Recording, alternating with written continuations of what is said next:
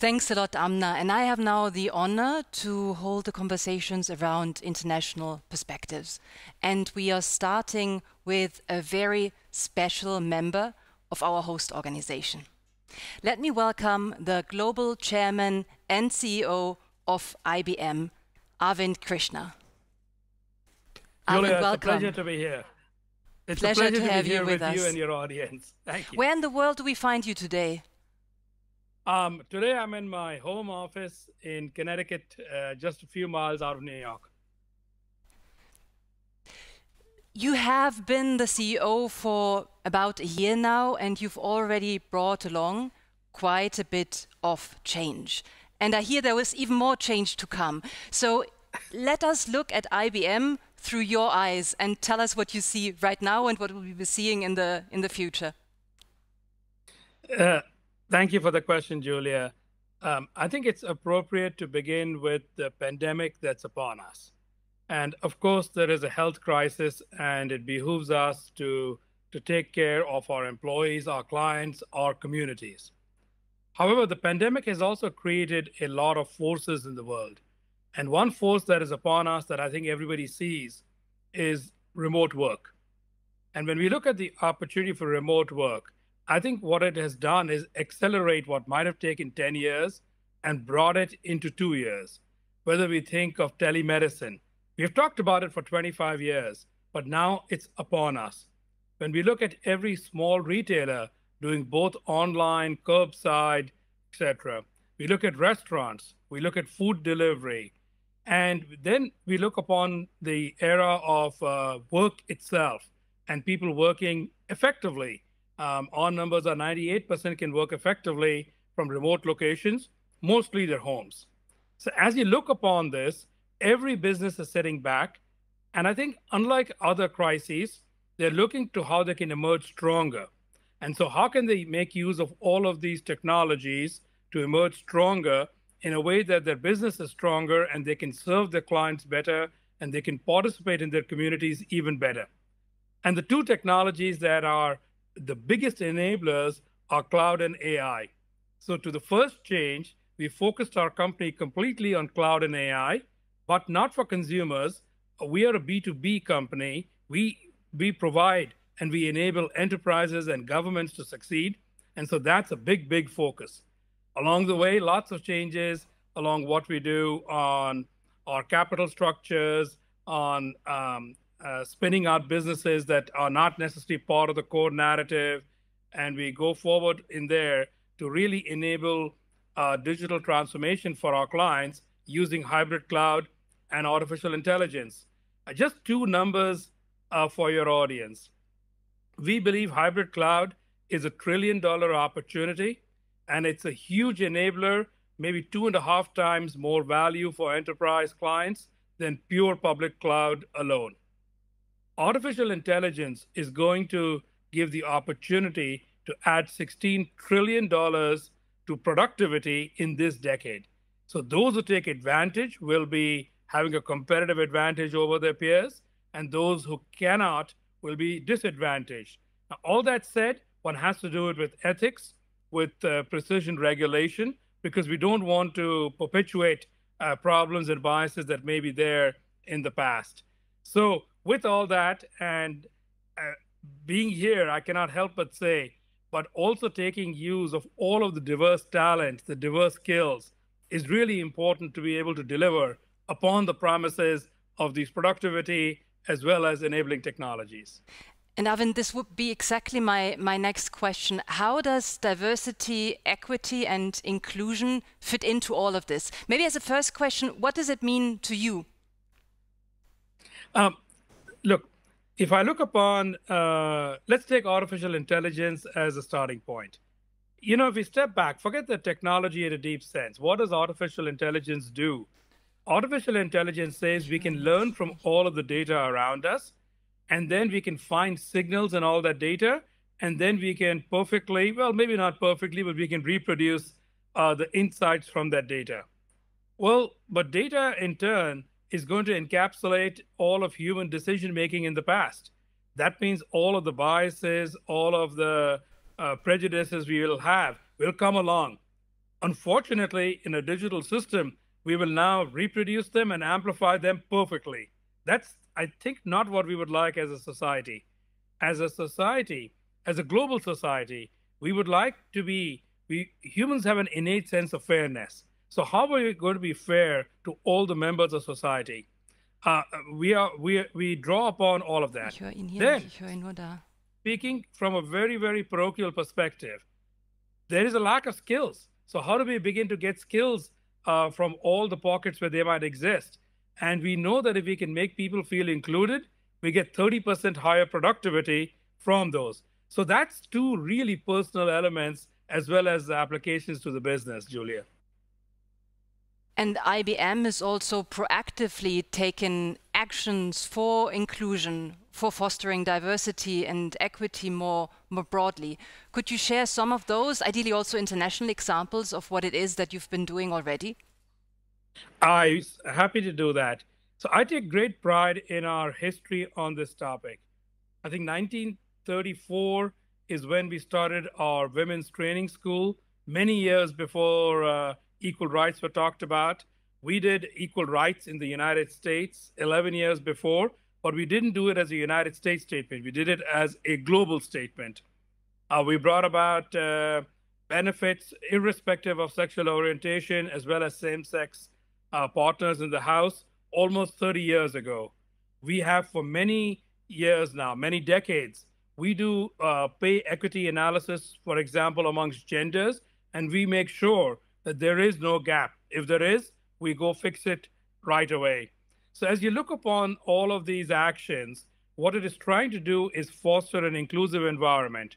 In addition, we do what are called resource groups, where our people from a certain, let's call it, whether it's an ethnic or religion or skin color groups can get together and share amongst themselves what are the issues they face, what is it in our environment that may not make them feel included, and then we, as management, want to act upon those learnings and begin to take action. A great example was in the recent movement around social injustices, and what can we learn from there to make people feel included, and how can we make them feel safe in the workplace, which lets them produce the more. So whether it's pay equity, whether it's hiring practices, and when we get to hiring and to promotions, we have recently said that that is going to be a portion of our senior executives' compensation. So we kind of make it very, very explicit. And we also publish reports on all of this on our global population, which we put out once a year in terms of how are we doing? Are we doing better? Are there pockets where we may need to further improve? And Julia, I'll end with the topic. I think we do really well when I compare ourselves to our peers, but there is a lot more to do before we can claim that we truly have a completely equitable world. And last year has been challenging for many of us, for all of us. So in particular, in the context of the pandemic, could you share a bit what it is that you've done? When I look into hiring, you mentioned already the hiring theme, but also the reskilling. How have you gone about it, in particular for women, in particular for diverse talent? Yeah. So, Julia, I worry a lot about what the pandemic is doing to the advances we have made over the past few decades on gender equity. But it's more than gender equity. I think what this pandemic has shown us is that we get a big separation. We get a separation based on skills. So some people can work remotely, can be quite effective there.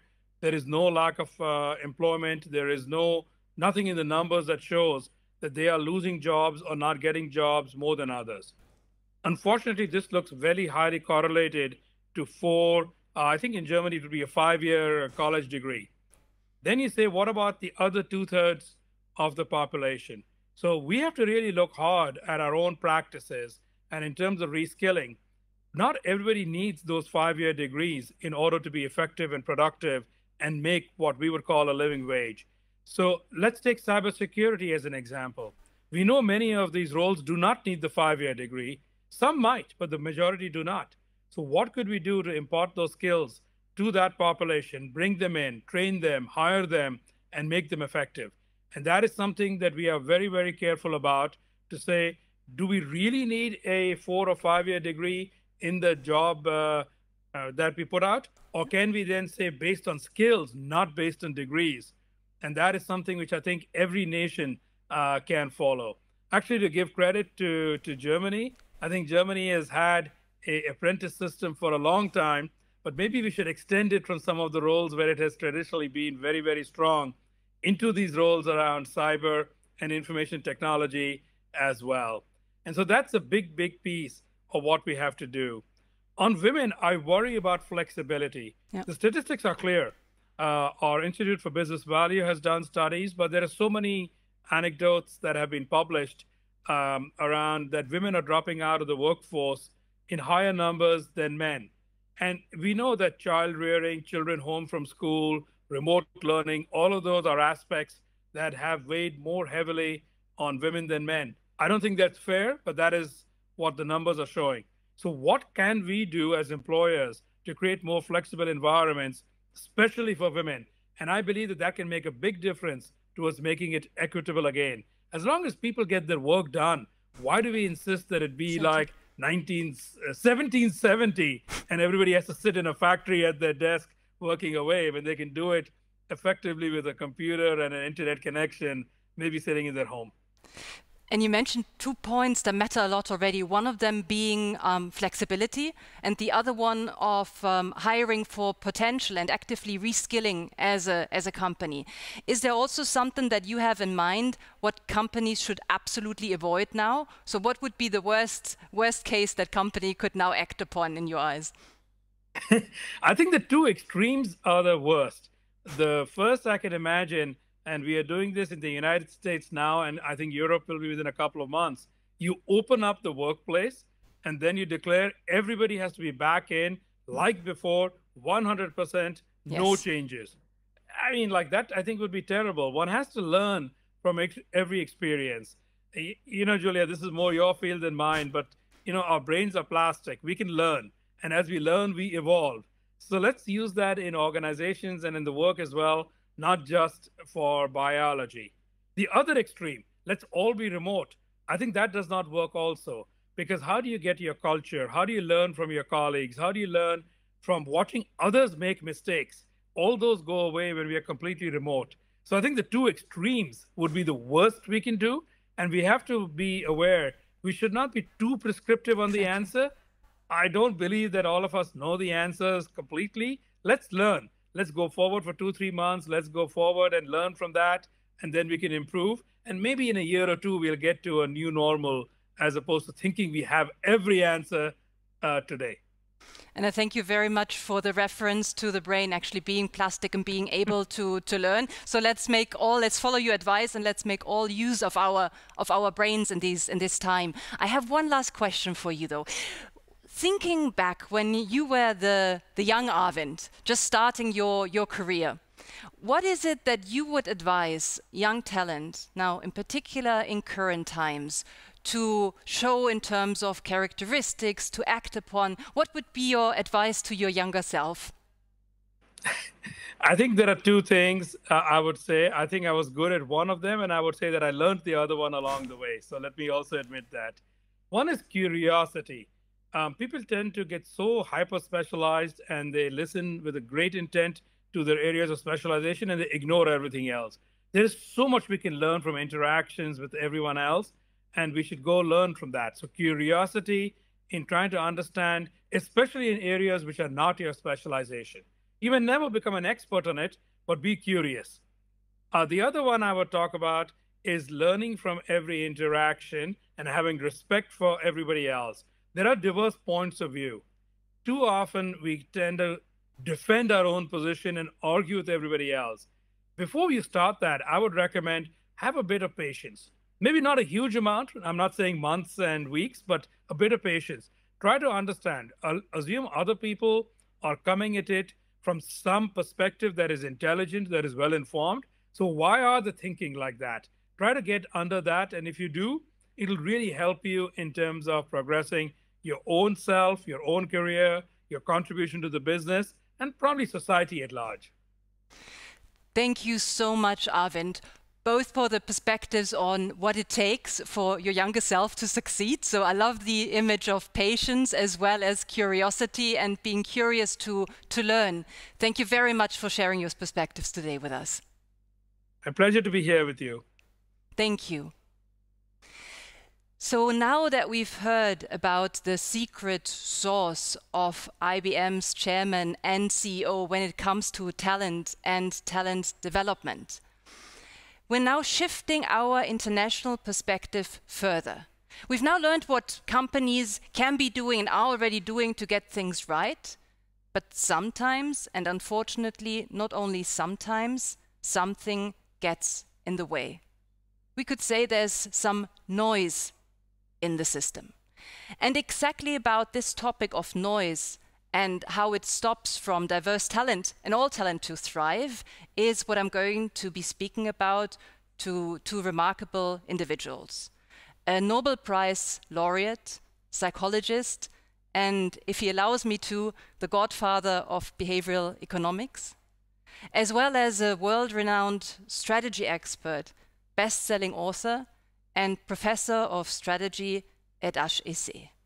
Welcome with me, Professor Daniel Kahneman and Professor Olivier Sibony. Pleasure having you both.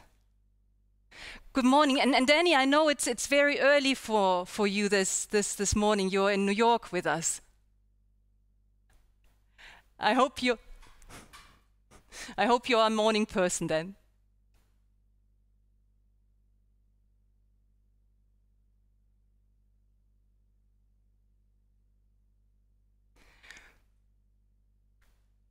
So I'm going to ask Olivier a couple of questions because we don't seem to be hearing Danny properly at this. I'm not hearing him either, actually. So while we fix that, it's very nice to be here. Can you hear me? Yes, absolutely, Olivier. Thank you for being with us. So I've mentioned at the start, there's sometimes noise in the system. Could you help us what this noise is that we're referring to? And sometimes we have a problem of sound too, but that's a different issue that we're talking about. The lack of noise. What we mean by noise, it's a term of statistics that we've repurposed, in fact, to talk about noise in a particular context, which is noise in human judgments. When we make judgments, we don't all make the same judgments. There is variability in our judgments, and when that variability is undesirable, when it is unwanted, we call this noise. This probably will come to life more easily if I give you an example. So let's take a very simple example of something that is even a measurement, not even a judgment. Suppose that I ask you to measure 5 seconds on the stopwatch on your phone without looking at it. And I ask you to do this 3 or 4 times in quick succession. You're never going to hit the stop button after exactly 5 seconds. But if you take the 4 measurements that you will have made, and you take the average of them, perhaps you're going to find that on average you're a little fast, or on average you're a little slow. That's your bias in this measurement. That's the average error. But then if you look at each of the measurements, they're each a little bit different, and that's the variability, that's the noise. So in this example of measurements, it's very easy to see. In the example of judgments, which we make in organizations, it's the same. Whenever we have different people we trust to make a judgment on which we expect some uniformity, on which we expect some consistency, we have a problem if we don't have consistency, if we don't have uniformity. And what we found when we started looking at this topic is that there is a lot less consistency. There is, in fact, a lot more noise than we think there is. Of course, we suspect that people aren't going to agree exactly with one another, but we grossly underestimate the extent to which they disagree. And we have lots of examples of that in the field of business, obviously, but also in the field of medicine, in justice, in government decisions, and all kinds of things like that. And we think that's an issue that is worth becoming aware of and, of course, addressing. Absolutely. And we in Germany have, of course, heard the term of bias already. Noise is still relatively new to us. Can you help us a bit again? What is where do I find bias, and how does it disturb my decision making, and when do I find noise?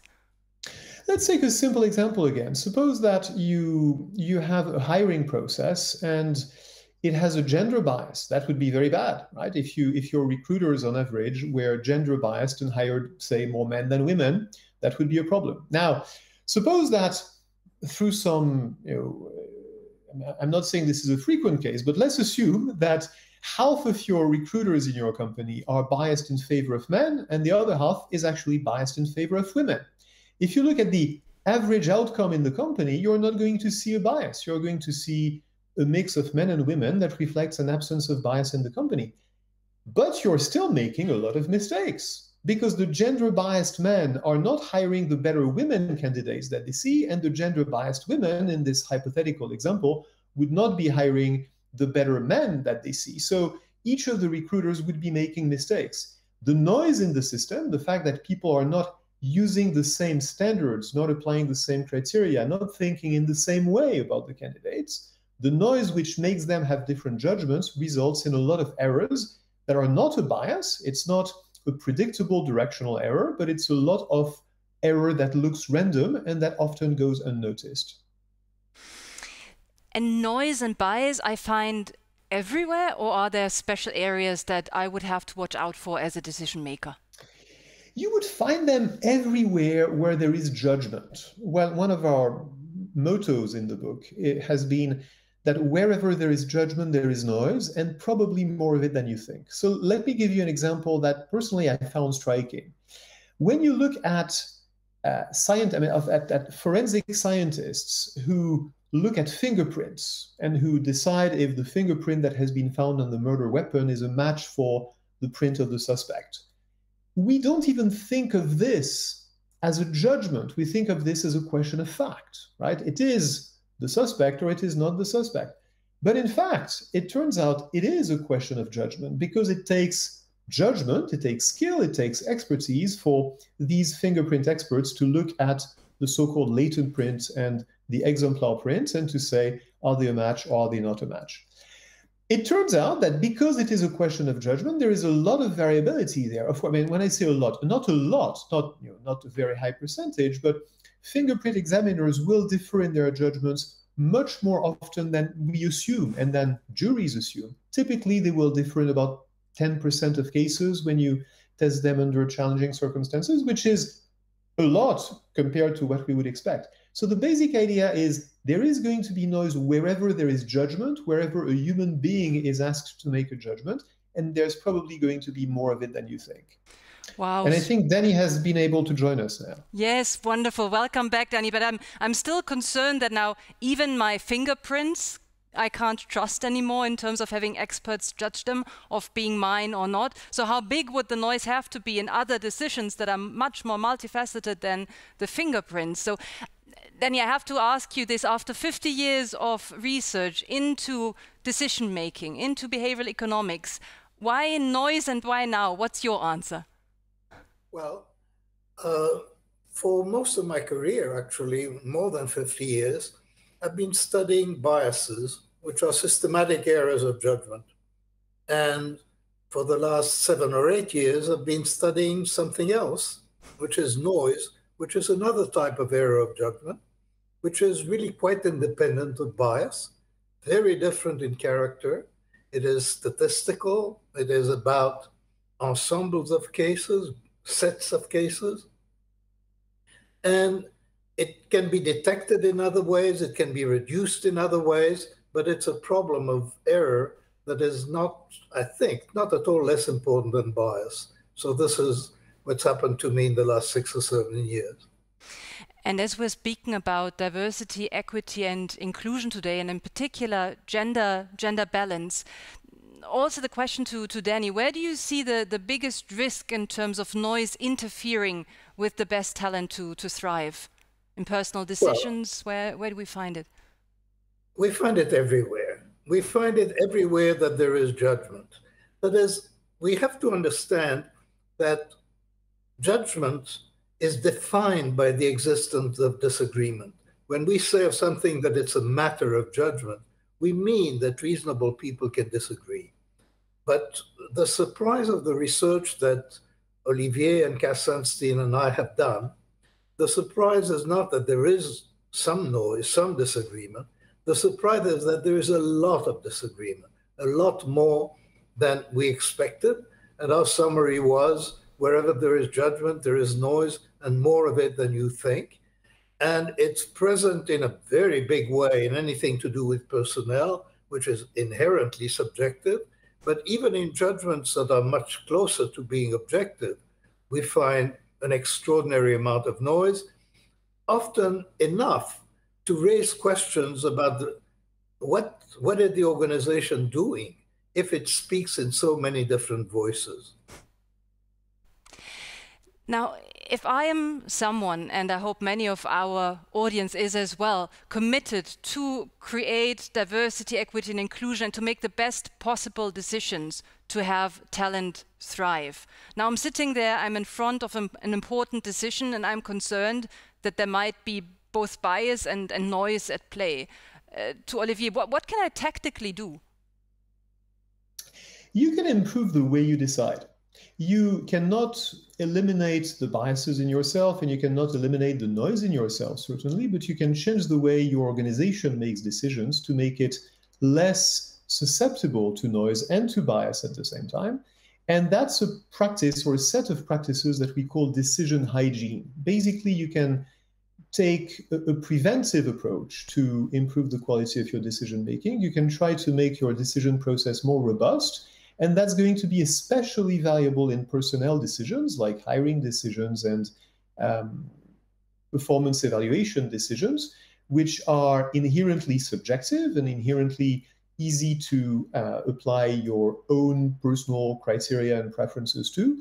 The more you make those structured, and we can talk about that, what that means in more detail, the more you add structure to those decisions, the more independent points of view you have in those decisions, and the more reliable, the less noisy they are going to be.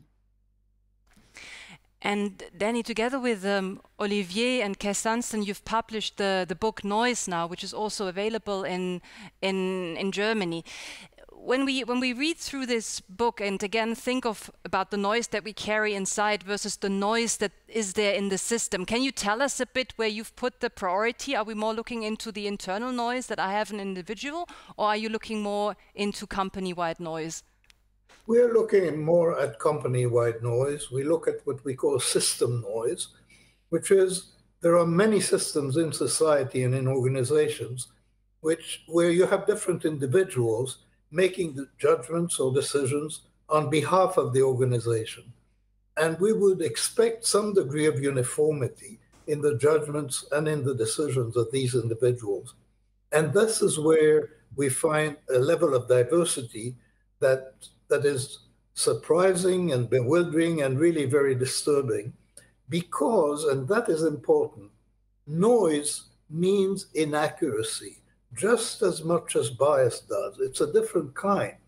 But if you have a judge who is sometimes too severe and sometimes too lenient, even if the judge on the whole is not biased, that judge has made two mistakes, one too severe, one too lenient. They don't cancel out. So variability of judgment contributes to error in just the same way as an average of error, as a bias contributes to error. This is a difficult concept. It's pretty obvious in some ways, but quite difficult to understand, as we have learned. And we hope that people will get used to it. And that was a very helpful hint to us also as we look into decision making and the power of diversity that different perspectives can have when it comes to decision making. But there's also the alert that we have to make sure it doesn't get too noisy in the moment. Olivier, are there special characteristics of a good decision maker? Are some people better than others? Yes, and in fact, before I answer that, I want to echo what you just said, Julia, because it's really important.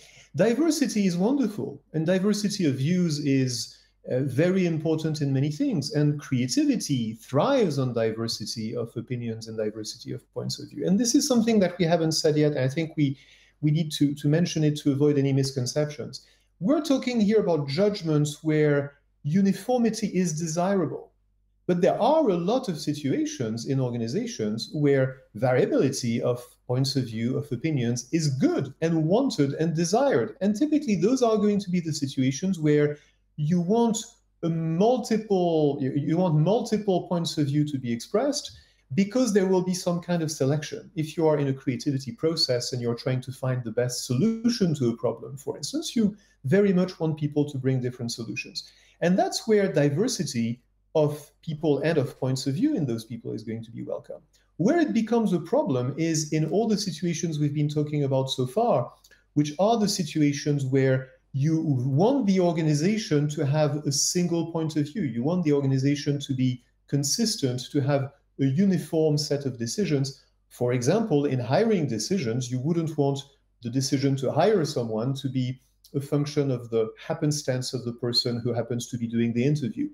So that leads me to how would you help that person to become a better interviewer in this case? And the short answer is you need to be more specific, more structured about what it is that you're looking for. You can't rely on people becoming better and less noisy, because noise is a statistical observation that we observe between people. So it's not that you are noisy or I am noisy or Danny is noisy. It's that you and Danny and I are three different people. And if you put the same problem in front of us, the same question, we're going to come up with different answers because we are uniquely and wonderfully different. If that uniqueness and that wonderfulness is undesirable, then someone, the system, the organization, needs to tell us what is wanted. For instance, in a hiring decision, you would want to clarify what the decision criteria should be, how the decision should be structured. You would want to make sure that different people express their views independently of each other, so that I don't hear what you say or what Danny says about the candidate before I say and write what I have to say about the candidate, so that I'm not influenced. You would want to make sure that we look at the various criteria on which we evaluate the people separately. You would want to make sure that we do not trust our intuition too soon in the process of forming an overall judgment on the candidate. You would want to make sure that we use the right scale to do this. I'm giving you a long list of things because all these things that we're talking about are what we call decision hygiene practices. There's quite a few of them, and taken together, we're quite confident that they can reduce the noise in any system. So if I'm an organization, I understand I have to still watch out for bias. So bias is not gone, but it might not be as relevant as the huge portion of noise that could be there in the system. And Danny, Olivier already mentioned the topic of, I'm washing my hands, the topic of decision hygiene. Can you also say in your words, what is decision hygiene and how can I apply it? Well, decision hygiene, the idea behind it, or the metaphor, is that when you're washing your hands, you don't know which germs you are killing. And if you're successful, you will never know. This is unlike debiasing or the procedures that are oriented around particular biases, where they're more like medication or more like vaccination. They're specific. Decision hygiene is just good practice. So those are good practice of decision making. That can be implemented in organizations. We have chosen them to be realistic, we think they're plausible, we think they're feasible. They will encounter some resistance, but we have been aware of the problem of resistance, and we've tried to present the decision hygiene elements so as to reduce the resistance. And we believe that taken together, they can really help in improving the quality of decisions. So you've written this wonderful book, the three of you, and if you had a wish for it, what would it be for us as we read through the chapters and hopefully act in accordance afterwards? Well, our first wish would be that if you're in charge of an organization, you should run what we call a noise audit. And a noise audit is simply a kind of experiment to measure how much noise there is in your organization. Because when we talk to you in the abstract, you do not believe us.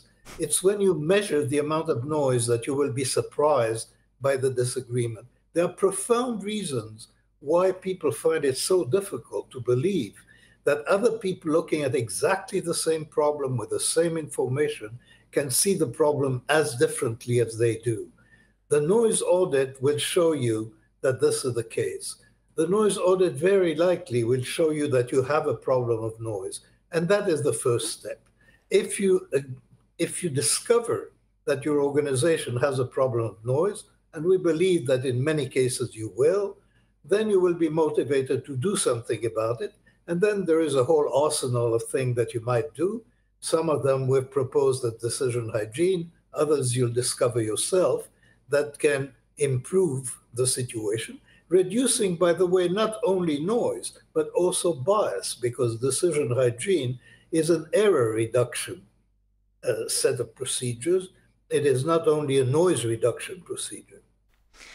Wonderful. So I do hope that the terminology of noise gets as ingrained into our vocabulary as bias already is, and that we all become better in acting on decision hygiene. So I thank both of you, Daniel Kahneman, Olivier Sibony, for giving us a perspective beyond bias and discovering this new concept of noise. Thank you very much. Thank you. Thank you.